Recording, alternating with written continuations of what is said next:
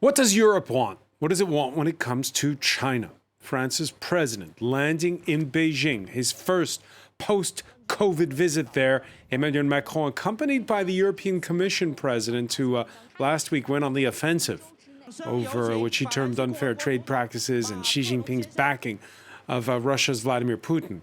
But does Ursula von der Leyen speak for other recent EU visitors, Germany and Spain's leaders, much more soft-spoken when they went? Can the 27 reconcile their views at what is a crucial moment? China's economy has underperformed coming out of zero COVID.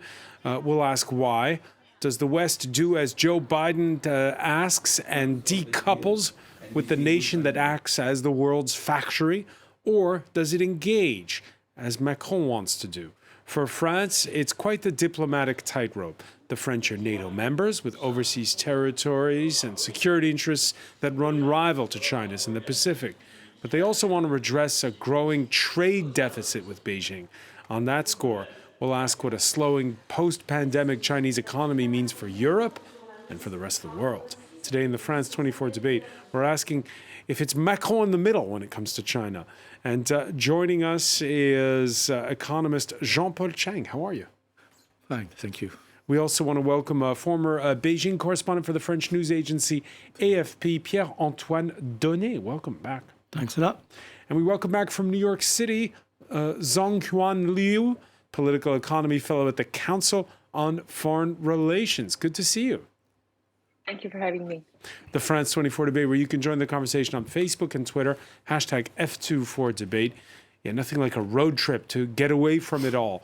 Emmanuel Macron leaving behind pension reform protests to kick off a 3-day tour with the inauguration of a Franco-Chinese cultural center at Beijing's Red Brick Contemporary Art Museum. The main event, well, that'll come on Thursday when Xi Jinping welcomes both the French president and the EU Commission boss to the Great Hall of the People. Earlier, in a speech before the French expatriate communities, Macron addressed the issue of trade tensions. And so, in a way, we have to de-risk our economies and not be totally dependent. And that's what China wants for itself when it looks at Europe and the United States. But we shouldn't dissociate and separate, thinking that in the long run we have nothing to do together anymore. By the way, Paris traffic could not keep him away. André Lozekug-Petri, president of the Joint European Disruptive Initiative. Thanks for joining us. Hello, François. Let me begin with you, Pierre-Antoine Donnet. I don't know if it's a word, but Ursula von der Leyen used it last Thursday. We heard Emmanuel Macron repeat it again today, de-risking. What was your thoughts on that when you heard that? De-risking is just a step below decoupling. Decoupling, that's the catchword for Joe Biden with China. It's actually very hard to do that. But de-risking is softer in the sense that it's... Yeah, because does it mean risk mitigation? Yeah. Or does it... Evaluating risk to, for example, invest in China or doing business in China. But yeah, so that's it. So you're saying it's the same as decoupling, only with a softer name? Oh, no, it's very different. Because decoupling means that you withdraw from a market in terms of investments and also trade. While de-risking, you're still there, but you're just, you carefully evaluate what are the risks, and you invest or not. You import or not? Jean-Paul Chang, do you think his hosts will capture the subtleties of the language here? I believe that they understand that there's some kind of non-decision yet in the European policy vis-à-vis China, and they understand also the will of the European countries to show some kind of solidarity with the United States. So I believe that they can accept this term, but they're happy to see that Mr. Macron is coming with a big business delegation as well, with all these big bosses from the French big corporate. So is that a mixed message? On the one hand, you're supposed to go there to pressure China, but you're also saying, hey, do business with us. Yeah, and somewhere, I believe the Chinese are quite confident that the business will resume very soon between Europe and China after the 3 years of almost a separation because of the COVID situation. And also because of all the prediction of banks, American banks, French banks, IMF, World Bank, show that the Chinese recovery is accelerating and probably will reach something like 5.8 or 6% growth. And probably the European businessmen don't want to miss that. Andrei Lozico-Pietri, is that your reading of post-COVID China? Well, first on the de-risking topic, I think we should listen a little bit more to our Japanese friends. They invented the China Plus One strategy already 15 years ago when they began to invest a lot, for example, in countries like Vietnam. So they understood, like all good business leaders should understand, that when you are in aerospace or in automotive, you should not have only one supplier. So that's about de-risking, is not putting all your eggs in one basket. So I think it's a pretty strong word. Then the question is, will it be followed by deeds? I think that we have seen a huge doctrine change, especially from Ursula von der Leyen, talking about that term de-risking. The question is Europe really doing that? If you look at the Green Deal, the transition, it's actually a buy from China deal. I mean, batteries will come from China, automotive will come from China, and you probably noticed that Macron and von der Leyen were greeted by a nice Chinese present, which is typically Chinese, because there are now rumors that rare earth, which are so critical for the energy transition, will potentially have an export control relatively soon. So I think mixed messages from Europe comes from the fact that actually countries are in a very different position. Germany is trapped. Germany is totally dependent on China. So that's why the Chancellor had to run to China on his own a couple of weeks ago. On his own.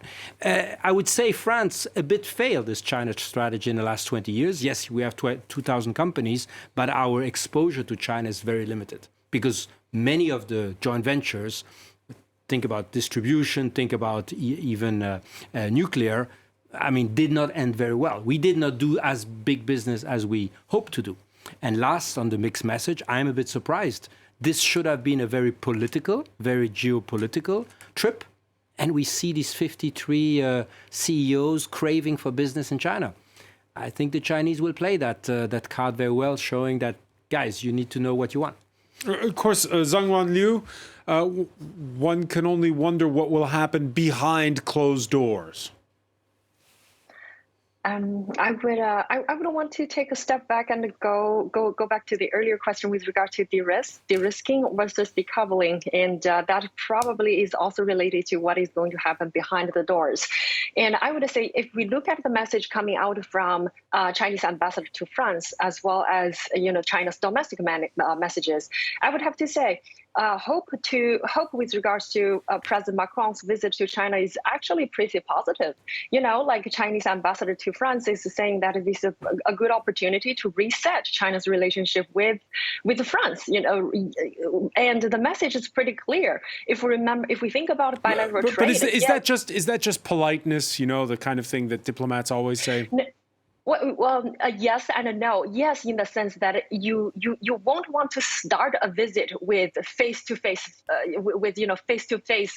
criticize, isn't it? Right. So kicking it off with a positive image is definitely a good thing, and keep that in mind. Yes, China represents the largest trade deficit for France, but if we look at the trajectory of the trade last year, bilateral trade between China and France was projected to exceed 100 billion euro for the first time.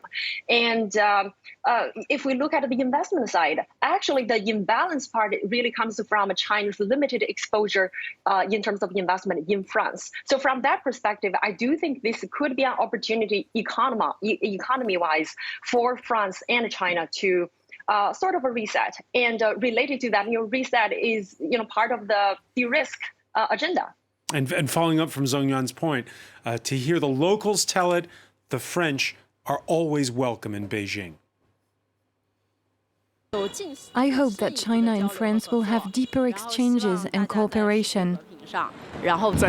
In my mind, France is a very romantic country. President Macron looks very young, handsome and gentle. He must have great charisma to be elected as the president at such a young age. Also, he must have planned his life well and set goals. Otherwise, he wouldn't have such a high status so young.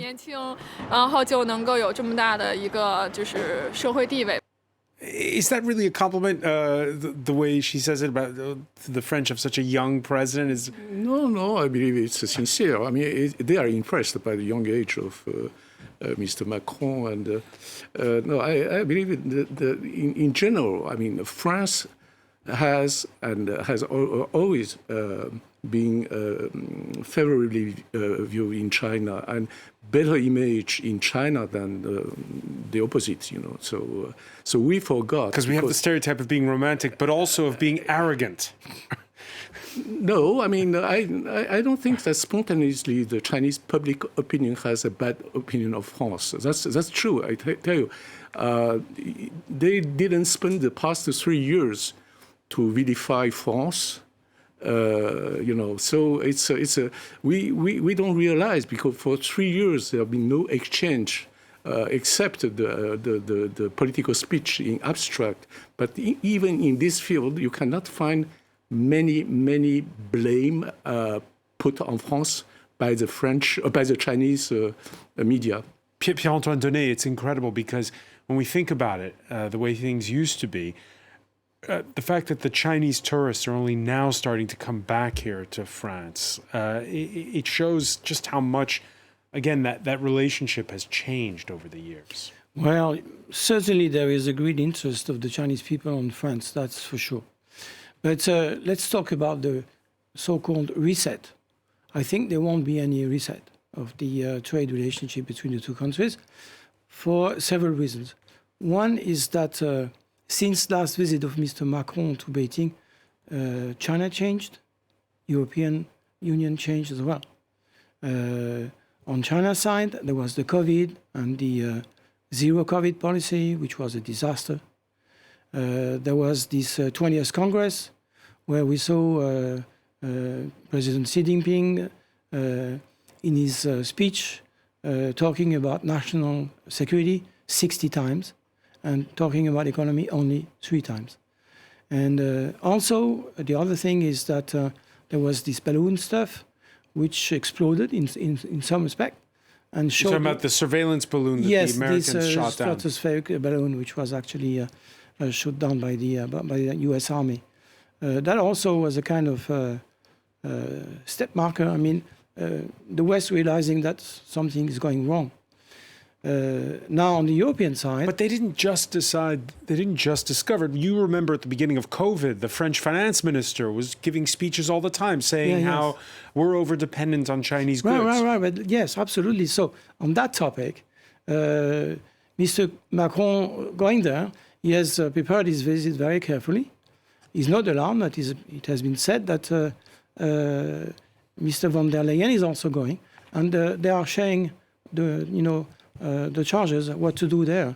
The bad woman is von der Leyen, who was very straight in a speech a week ago, saying that the ultimate goal of China is to change the international order, with China being the center. She said that. So, of course, the reaction in Beijing was not very happy. And on the Macron side, he's more soft, but he said that this is not only trade, this is also the war in Ukraine. And what he wants is some guarantees from the Chinese side that they will do their best to convince Putin to start the war. Will Macron succeed or not? That remains to be seen. But the message is there. So knowing the relationship between Putin and Xi Jinping, they met more than 40 times. He may have some leverage, so we'll see. If you had $1 to bet Zhonghuan Liu, would you say that the Chinese president will pick up the phone and speak with his Ukrainian counterpart after Emmanuel Macron's been to China?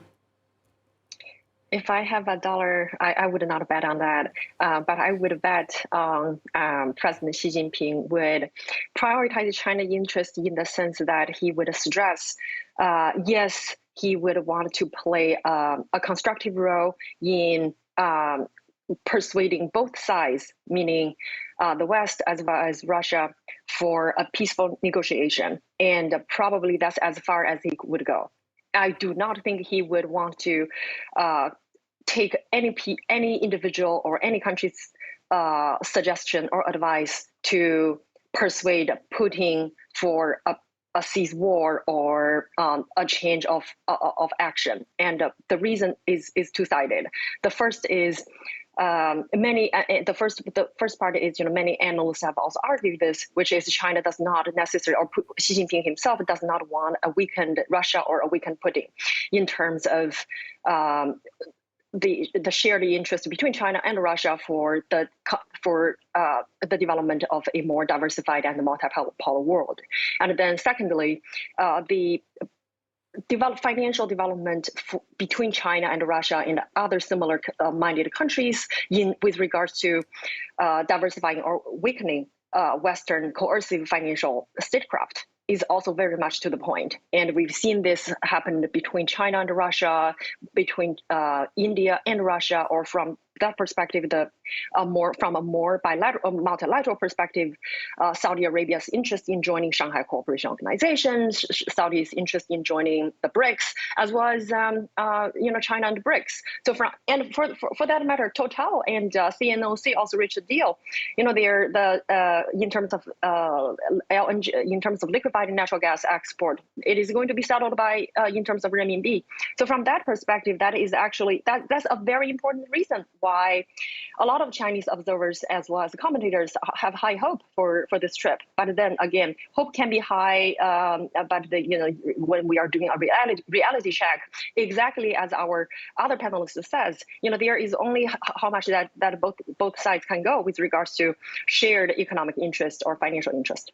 As you mentioned there, Songwon Liu, the French energy giant Total, inking perhaps a deal on liquefied natural gas. There's a rumor going around that while Macron is in town on Thursday, the Saudi and Iranian foreign ministers will also be there in talks brokered by China. So again, it's the question of how much leverage one side has over the other, André Lezecoq-Petry. I don't want to be too rough, but I think France is living in a past that does not exist anymore. We could have been what is called a puissance d'équilibre, so an equilibrium power. When that was the 60s. When de Gaulle restored those ties with the People's Republic of China. Let's remember this time. That was the idea. There were 3 powers and 4 powers with China that had a nuclear bomb, and we did not have the stockpiles that we have today. Let's not forget, today the US and Russia have 10,000 warheads. France has 250 or 300. So we are not at that time anymore. Secondly, there are 2 things that we forget.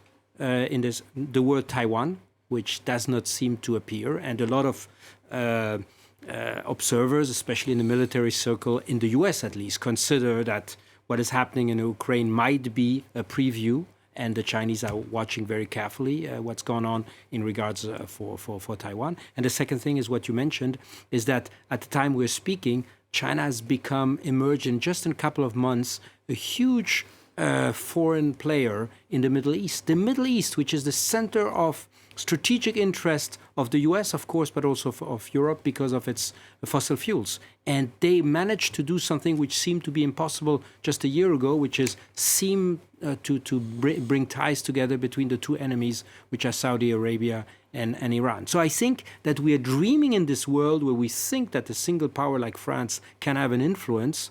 The one thing where he's right is bringing Ursula von der Leyen, but if the Europeans don't get their act together and have a more consistent policy, I think all these efforts will be in vain, because at the end of the day, we need to speak the language of power, and that's the only thing that today has any weight in this geopolitics. So Jean-Paul Cheng, last week French diplomats saying that when Macron went to Beijing, it would also be to warn Xi Jinping not to send weapons to Russia. Yeah, but this is easy because he's not going to send weapons. I don't believe that he's going to take this step. So why do you think he won't? Because they're not in China's interest to leave the present neutral behavior. So, some people would, if I may, also say that actually China, if we want to be very cynical, is actually interested to have a weakened Russia. So they are not interested in having Russia really win the war. And the other thing, they are in some way apparently sending our drones, civilian drones, considered a weapon. Well, increasingly we are in this gray zone where you have hybrid tools that can be used as a weapon. Yeah. No, what I mean is actually for the Chinese diplomacy, Ukraine is not the priority or the main crisis in the world.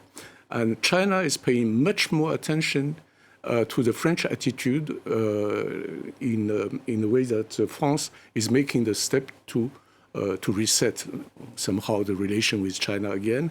And also China understands very well Mr. Macron's ambition for the French diplomacy within the European Union, because right now you don't have a total coherence within the EU about the policy vis-à-vis China, and that's why the Chinese, I believe, they welcome Madame van der Leyen coming along with Mr. Macron, because they hope that with the French influence, maybe Europe will better understand the Chinese policies, Chinese position on various problems, and come to a kind of coherent, more favorable approach of the relation, European-Chinese relation. That kind of brings us back, though, to the point Pierre-Antoine Donnet was making earlier about how Xi Jinping has flexed more muscle, how China has changed internally. On Friday, Macron will travel to the port city of Guangzhou. He'll exchange with some 1,000 Chinese students. It'll be a town hall-style meeting. And it's reminiscent of Barack Obama in 2009. Sitting down with young people. These are archived images. In Shanghai, at the time it was broadcast live on a local television station. Zhang Liu, what are the chances of Emmanuel Macron's exchange being broadcast live in China? I think the chances are very high. I'm sure that at least some local TVs would broadcast it live, and CCTV probably as well. And probably the CCTV golden hour at 7 p.m. every night on Friday probably would also show some highlight. So that goes to show, people are right. A lot of people, foreign commentators are right. They said President Macron is favored by Chinese leaders as well as Chinese people. Pierre-Antoine Donnet? Let's talk again on France's role. You're right saying that, of course, the influence of France on the world has changed quite a lot in the last few decades. But again, Mr. Macron, he himself invited von der Leyen to be together with him. And the purpose is to show that, to show Mr. Xi Jinping that now Europe tries to talk with one voice to China. And despite the fact that there are differences within the European Union, of course there are, the climate has changed. Now, another thing is that considering the state of the economy in China, they do, need the European market very much. European market, the European Union market, is the biggest in the world, just to say. It's 540 million people. And it's bigger than the United States. Well, let's talk about that. Okay, but let me continue on the political side. I think that Mr. Xi Jinping is very happy to welcome Mr. Macron for another purpose. He understands that the European Union has a role to play today between China and the United States. Before taking his plane, Mr. Macron took the phone and phoned Mr. Biden. This is not a coincidence. They had a phone call on Tuesday. Absolutely. This is also to show the Chinese leadership that, despite the fact that the European Union don't want to be 100% ally of the United States, they want to be together to some extent with the United States. And before that, he talked to Mr. Zelensky for an hour, also for the same purpose. So Mr. Xi Jinping is very clever. He understands that with the present situation of China on the international scene, despite the fact that, of course, there are very good aspects, like what you said about the Middle East, China is in a more difficult position today than 3 years ago, let's say. So the European Union has a role to play, and Mr. Xi Jinping hopes that the French guys will rally the European Union to play a role to pacify, or at least to avoid an escalate between the United States and China. Because there was a scathing op-ed piece in French newspaper Le Monde last night, but written by the former head of UN peacekeeping operations, a former French diplomat, Jean-Marie Guénaud, and he said the idea of trying to play the bridge, play the third way, it doesn't work. In the end, you just seem weak. That's what I fear is symbolized by this welcome gift with the rare earth. I mean, at the end of the day, the one modest thing I learned out of China is the only thing that counts. Action counts. Well, hence, so when you hence, as Pierre-Antoine mentions, the phone call with Biden on Tuesday. Yes, but at the end of the day, the U.S. will play their interest. Look at the Industrial Reduction, the Inflation Reduction Act. So the U.S. has its interest first and foremost. China has its interest first and foremost, and Europe does not know what its interests are, and that is totally seen by the rift between France and Germany. Emmanuel Macron, again, would have liked to be going to China with Germany's chancellor. As André said, Olaf Scholz made a beeline for Beijing. Instead, it's the EU Commission President Ursula von der Leyen, who last week raised hackles with that very offensive speech calling out Beijing over human rights, over trade. Her internal markets commissioner even goes further. This was an interview with French Public Radio Monday, Thierry Breton, calling Europe naive. If ever China was shut out of the EU common market, which I hope not, it's 4 to 5% less GDP for China. It's a major social crisis from which it could not recover. So we have bargaining positions. One must simply be conscious of them to have efficient diplomatic relations. So Europe is strong but doesn't know it? Is that what he's saying? To follow up on what I just said, I think the US side is not displeased with Mr. Macron's visit to Beijing together with von der Leyen. Because, frankly speaking, on the Washington side, at least from the Biden administration, there is a desire to restore a dialogue, which has been cut with this balloon thing. And China is in a very embarrassed position. I think they also want to dialogue again with the United States. So to that respect, I think Macron's visit also can play a role. Jean-Paul Chang, is Europe stronger than it thinks it is? Yeah. Is Thierry Breton right for the internal markets He's commissioner? right about the strength of Europe, a shared opinion with my colleagues here. But he's wrong about the naivete. I mean, this concept of naivete and the notion of dependency. I mean, I don't understand. I'm an economist. I've been in the market for years. And, the commerce is dependency between the offer and the demand. The buyer is depending on the seller is on... It's basic. So why to insist on the dependency as it's a big risk or something? Unlike Russia with the energy subject, which is very specific, the commerce between China and Europe, it's not. It's just developing well. I mean, the naivety of the European multinational group who made billions in China. What naivety? I met Mr. Thierry Breton in the 90s in Beijing when he was a businessman, I met him when he was Minister of Finance in France, when China was subscribing a lot of European sovereign debts to help the European deficit. So where is naivete? So certainly he accused other businessmen of naivete. It's not serious, It's not serious. André Lozicouk-Pietri? I completely share the opinion regarding Thierry Breton with Jean-Paul Chang. The one thing I would like to say is he knows where the bodies are buried.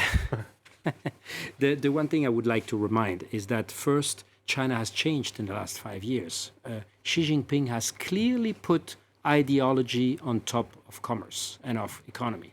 And we can see that, for example, in the way he's treating his own technology sector. I mean, he has just cut Alibaba in 6 little pieces. I mean, this is not what you do when you are pragmatic. So, and when you have ideology, and you know, I've been saying that several times, I think we should more talk about the Communist Party, which is trying to develop an alternative viewpoint of the world and another world order than China. First, that's one point. And the second thing I would like to remind is that in 2010, between Japan and China, 2 countries with very deep commercial interest, China did not hesitate to block rare earth, which for 6 months, because the Prime Minister of Japan had, again, the good idea, and of course, in quotes, to visit, you know, the famous Yasukuni Memorial, Shrine. and that, the shrine, and that ended up in a 6 months void between the 2 countries. The prices of the rare earth increased by 10 times. I think having the dialogue, I completely agree with you, I think needs to be kept. But how do you manage this very tight line between being strong and keeping dialoguing? And this is very difficult. And I think Emmanuel Macron will really need to play magic in order not to be an instrument of Chinese propaganda, showing, look, we still have friends in the West. And on the other side, not cutting ties and defending the strategic interest. I think the business interest of China, of France, should come second in this case. Zhang Guanliu, is Xi Jinping about to play Emmanuel Macron? I do not think so, because from China's perspective, playing President Macron is not necessarily in China's interest. And more specifically, if you look at within the EU, who would be a good, who would be, you know, take the next leader that can take the role of Miss Angela Merkel? There's nobody right now. So from that perspective, is it Olaf Scholz? I mean, particularly with so much German industry dependent on China, the export of cars, most notably. Yes and no, in the sense that Germany last year indeed just blocked a Chinese investment in a semiconductor company, isn't it? Right. So from that perspective, the real politics and the economic interest or geoeconomics is very, very much far front. And but this actually gives President Macron an opportunity, and I do think here. You know, him coming with Miss van der Leyen actually gives President Macron a lot of relieved him the burden to criticize China, because now you have the stronger woman who literally criticized China right before she left for China, and then this relieves the burden for President Macron to play the stronger hand. So now you have a good cop and a bad cop, both visiting China. From that perspective, I think President Macron is pretty good situation right at this moment to visit China. And then finally, I would just say that it doesn't matter how we think about whether the European Union is strong or not. The problem is, if we are talking, if the global economy is heading towards a recession in the summer or later this year, and facing with a higher inflation, I am deeply concerned that higher inflation is going to be the burden, additional stress to accelerate or sort of exacerbate EU's internal politics and exacerbate EU's internal disagreement. So from that perspective, I really don't hope the global economy is heading towards that direction. But we don't know if we were to have a really hot summer, if Saudi Arabia and OPEC continue to cut down their energy production. Saudi recently just cut $1 billion, about 1 million barrels per day. So if we were to have a really hot summer, if energy prices goes up high and inflation doesn't go away, and China's policy right now, both monetary side as well as fiscal side, is quite inflationary. So I would think economy side is going to be a significant concern. It doesn't matter whether we want if we want political unity or not, economy is going to derail us if things don't go our way. Different perspectives on this visit. We can show you a cartoon from CAC in French daily newspaper L'Opinion. It's got Macron and von der Leyen trying to bridge the gap between Biden and Xi, telling Xi, out of respect for Buddhism, we choose the path of the middle, a nod to China's moniker of the empire of the middle. For the South China Morning Post's Stevens, all these visits by European leaders, Scholz, Sanchez, and now Macron, with their demands, this has the Chinese running through hoops, or in this case, an EU ring of fire. Your reaction to that, André Lezecuc-Pietri? Well, I would have loved that President von der Leyen, like she said when she started as a president of the Commission in 2019, she set two big goals for the EU, the Green Deal and the Geopolitical Commission. Fact is, let's be lucid. I think in order to take good decisions, the question is not to be pessimistic, optimistic, but is to be not delusional. We are currently delusional about our geopolitical influence. It is close to nil. The only influence we have is indeed if our economy, our own economy, is strong enough. And I think we are repeating the mistake that happened in Russia, because exactly the arguments I just heard from our respected colleagues is, yes, but we need to protect the economy. That was exactly Angela Merkel's comment when people were criticizing Nord Stream 2. The only thing the European Union should do today is avoid plunging from a Russian dependency into a Chinese dependency. It's not to be against China, but in order to be strong, in order to be a partner that is valued in Beijing, you should not depend entirely for your energy transition on rare earths from China, batteries from China, or solar panels from China. But that's happening right now. Pierre-Antoine Donnet? On what you just mentioned on dependency, I totally agree. As for the rest, I would say I disagree, because, look, thanks to Mr. Putin, never the European Union has been so united as today. Never.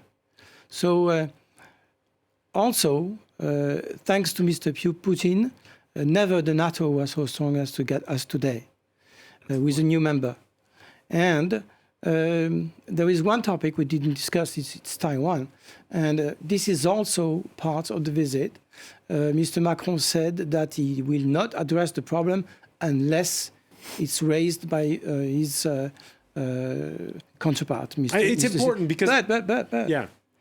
Before his visit, it was made clear from the French side that the French side is very much attached to the statu quo in the Taiwan Strait.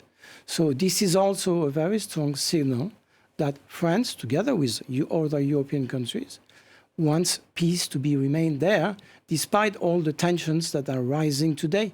And tonight, during the night, local time here, we will have the Taiwanese president having talks. They've just met. They just met. They just met. So the Speaker of the House of Representatives, Kevin McCarthy, exactly. meeting with Tsai Ing-wen in Los Angeles. And you know what? China has also to consider the fact that in the US, there are two big parties which their position are very different on China.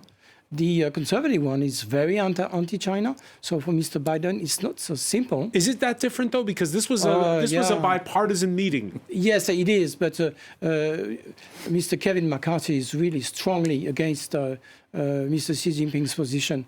And he's advocating strong things that Mr. Biden doesn't want to follow, because that would be very, very dangerous. So for him to find a balance between that and also coercion from the Chinese side on Taiwan rising all the day or every day, it's very difficult. Zhongwan Liu, when it comes to Taiwan, what's more important, the fact that Emmanuel Macron is in town right now, or the fact that you have the head of the opposition in Taiwan, the former president, head of the Kuomintang, who's there too for a 12-day visit? This is not the first time Ma Ying-jeou, or the former leader of Taiwan, visited the mainland, and he's going to be there for about a month, whereas President Macron is only going to be in town for about 3 to 4 days. So I would say, the highlight and the priorities, the spotlight is going to be given to President Macron. And more specifically, I would also want to say that it's not that the interdependencies argument right now, indeed, it has become an issue. It used to be the case that globalization is good, economy economy of scale to keep costs low is great. But now, because of supply chain disruptions and all that, it becomes a burden. So I think it is in EU, or for that matter, in France, interest to sort of diversify, and so is in China's interest to diversify its sources of suppliers and all that.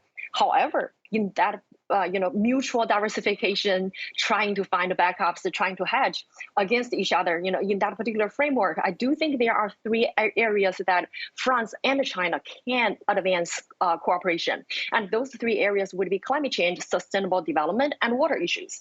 And these three areas cooperation has already been going for more than 2 decades. And remember, we are talking about France and China. It's not just about President Macron versus Xi Jinping. There are also a lot of development at a firm level, at a local government level. So from that perspective, I do think, or I hope, this would, bring a revitalized France-China cooperation. And if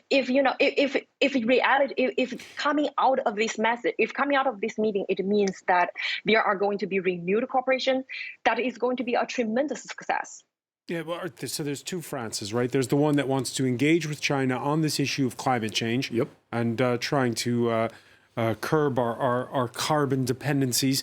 The other one, Jean-Paul Chang, is a country that's a player in the Pacific, and that is a NATO ally, and a strong one these days, thanks to the war in Ukraine. They have territories in the Pacific.